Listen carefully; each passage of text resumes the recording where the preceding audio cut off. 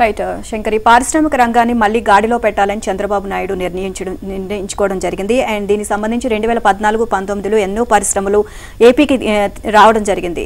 మేము ఇక్కడ పరిశ్రమలు స్థాపిస్తాము అని చెప్పినప్పుడు అందరూ కూడా సంతోషం వ్యక్తం చేశారు. నిరుద్యోగులందరికీ కూడా చాలా మందికి ఉద్యోగాలు వస్తాయి అని చెప్పి. కానీ వైసీపీ ప్రభుత్వం అధికారంలోకి వచ్చిన తర్వాత వాళ్ళందరినీ భయపెట్టి ఇక్కడి నుంచి పారిపోయేలాగా చేశారు. మళ్ళీ అందరూ కూడా పక్క రాష్ట్రాలకు వెళ్లిపోయిన పరిస్థితి. మళ్ళీ వాటిని అన్నిటినీ వాళ్ళకి ధైర్యం చెప్పి మీరు భయపడాల్సిన అవసరం లేదు, మీరు ధైర్యంగా ఇక్కడ పరిశ్రమలు స్థాపించవచ్చు అని చెప్పి చంద్రబాబు భరోసా ఇవ్వడంతో మొత్తం పరిశ్రమలన్నీ కూడా ఇక్కడికి ఏపీకి తరలి రావడం జరుగుతోంది. అండ్ అంతేకాకుండా మొత్తం ఆ రంగాన్ని అంతా కూడా అభివృద్ధి చేయాలి అని చెప్పి చంద్రబాబు నాయుడు నిర్ణయం తీసుకున్నారు. మొత్తం పరిశ్రమ అధికారులతో కూడా నిన్న సమీక్ష నిర్వహించడం జరిగింది. సో దీనికి సంబంధించి మొత్తం కూడా కొన్ని కీలక నిర్ణయాలు కూడా తీసుకున్నారు అని కూడా తెలుస్తోంది. రైట్, దానికి సంబంధించి చూస్తే 5 ఏళ్లు సాగిన ఆర్థిక అరాచకానికి బలైన పారిశ్రామిక రంగాన్ని తిరిగి గాడిలో పెట్టాలని ఏపీ రాష్ట్ర ప్రభుత్వం కీలక నిర్ణయం తీసుకుంది. కుంటుపడిన పారిశ్రామిక అభివృద్ధిని మళ్లీ పరుగులు పెట్టించేందుకు ప్రత్యేక ప్రణాళికలతో సిద్దమైంది. 2014-19 మధ్య కాలంలో అధికారంలో ఉన్న టీడీపీ ప్రభుత్వ హయాంలో రాష్ట్రానికి వచ్చిన పారిశ్రామికవేత్తలను గత వైసీపీ ప్రభుత్వం రాజకీయ వేధింపులకు గురిచేసి తరిమివేసింది. వారందరినీ తిరిగి రాష్ట్రానికి తీసుకొచ్చి పారిశ్రామిక అభివృద్ధిని తిరిగి పరుగులు పెట్టించాలని కూటమి ప్రభుత్వం నిర్ణయించింది. 5 ఏళ్లు కుంటుబడిన పరిశ్రమలను గాడిలో పెట్టేందుకు 5 పారిశ్రామిక పాలసీలను, అదనంగా 4 ఇండస్ట్రియల్ క్లస్టర్లను తీసుకురావాలని పరిశ్రమల శాఖపై జరిపిన సమీక్షలో కీలక నిర్ణయం తీసుకుంది. రాష్ట్రంలో బిజినెస్ ఫ్రెండ్లీ ప్రభుత్వం అధికారంలోకి వచ్చినందున పారిశ్రామికవేత్తలు భయపడాల్సిన పని లేదనే భరోసా కల్పించాలని నిర్ణయించింది.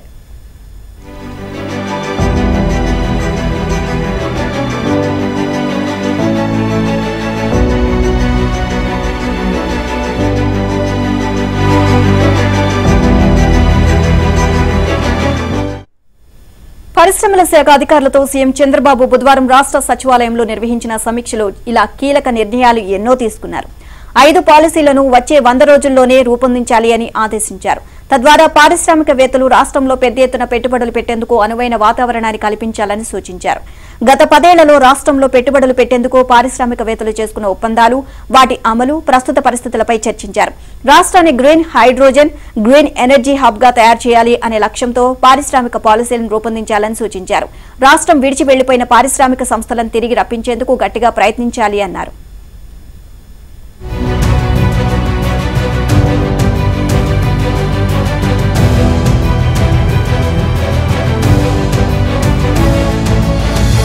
హయాంలో 16 లక్షల కోట్ల పెట్టుబడులపై ఒప్పందాలు చేసుకోగా వైసీపీ ప్రభుత్వం అనుసరించిన అస్తవ్యస్త కక్షపూరిత విధానాల వల్ల పారిశ్రామికవేత్తలు వెనక్కి వెళ్లిపోయారని, పరిశ్రమల కోసం కేటాయించిన భూములను కొన్ని కంపెనీలు ఇతర అవసరాలకు ఉపయోగించుకోవడంతో దుర్వినియోగమయ్యాయని అధికారులు తెలిపారు. గత ప్రభుత్వం వేధింపులతో భూ కేటాయింపులు చేసిన తర్వాత కూడా అనేక కంపెనీలు తిరిగి వెళ్లిపోయాయని వివరించారు. రాష్ట్రంలోని వివిధ ప్రాంతాల్లో పరిశ్రమల కోసం సేకరించిన భూముల్లో 1382 ఎకరాలను ఇళ్ల పట్టాల కోసమంటూ తీసుకున్నారని తెలిపారు. గత టీడీపీ ప్రభుత్వ హయాంలో పరిశ్రమలకు 66% ప్రోత్సాహకాలు చెల్లించగా వైసీపీ ప్రభుత్వం 34% చెల్లించిందని అధికారులు తెలిపారు.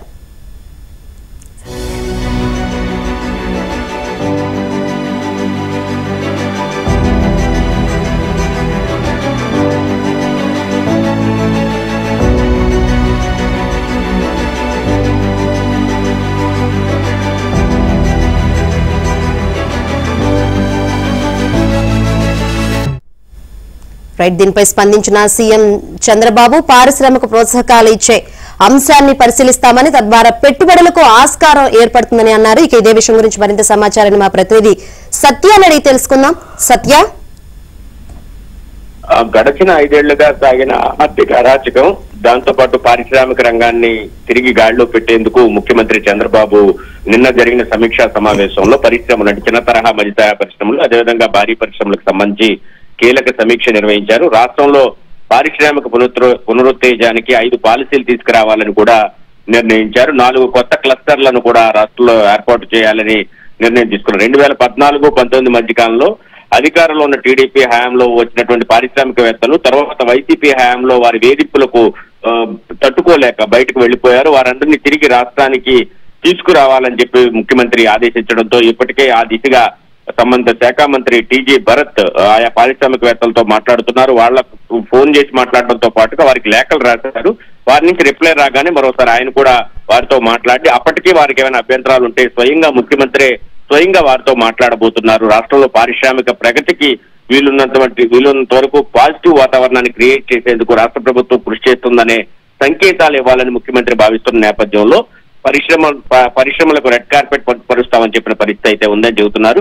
నిన్న టీజీ భరత్ ఏబిఎన్ తో ప్రత్యేకంగా మాట్లాడుతూ కూడా ఒక విషయాన్ని స్పష్టం చేయడం జరిగింది. గత ప్రభుత్వ హయాంలో పారిశ్రామికవేత్తలకు రెడ్ కార్పెట్ వేసేది లేదు, వారు వస్తే కాఫీ టీవీలు మేమెందుకు ఇవ్వాలని విధానం ఉండేది. అప్పటి ముఖ్యమంత్రి వ్యాఖ్యలు కూడా చేశారు. కాబట్టి దాన్ని పూర్తిగా మారుస్తూ ఇండస్ట్రీ ఫ్రెండ్లీ గవర్నమెంట్ వచ్చిన నేపథ్యంలో వచ్చే 20 ఏళ్లలో కూడా ఇదే ప్రభుత్వం రాష్ట్రంలో ఉంటుంది కాబట్టి ఖచ్చితంగా పారిశ్రామికవేత్తలు రాష్ట్రానికి రావాలని కూడా ఆయన విజ్ఞప్తి చేశారు.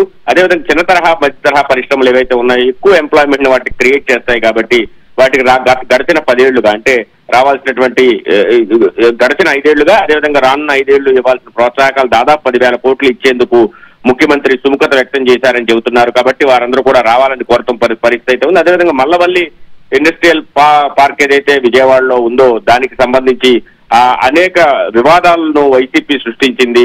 దీంతో అక్కడ ల్యాండ్ రేట్ కూడా విపరీతంగా పెంచేసిన పరిస్థితి. దీన్ని కూడా అక్కడ మల్లవల్లి ఇండస్ట్రియల్ పార్క్ లో ల్యాండ్ రేట్ తగ్గించి వీళ్ళంత వరకు పరిశ్రమ పెట్టే వారికి అందుబాటులో ఉంచాలని కూడా ముఖ్యమంత్రి ఆదేశించిన పరిస్థితి అయితే ఉంది. ఇకపైన బిజినెస్ ఫ్రెండ్లీ ప్రభుత్వం రాష్ట్రంలో ఉండబోతుందనే సంకేతాలు అయితే పారిశ్రామికవేత్తలు ఖచ్చితంగా వెళ్లాలని కూడా ఆయన ఆదేశించారు.